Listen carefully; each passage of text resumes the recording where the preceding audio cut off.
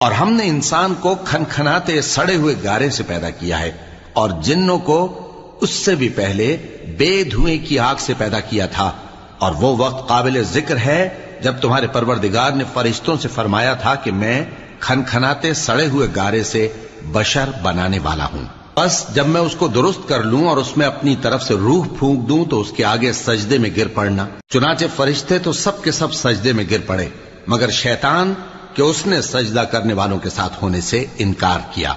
فرمایا اے ابلیس، تجھے کیا ہوا کہ تو سجدہ کرنے والوں میں شامل نہ ہوا؟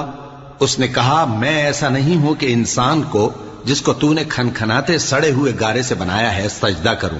فرمایا یہاں سے نکل جا کہ اب تو مردود ہے اور تجھ پر قیامت کے دن تک لعنت برسے گی۔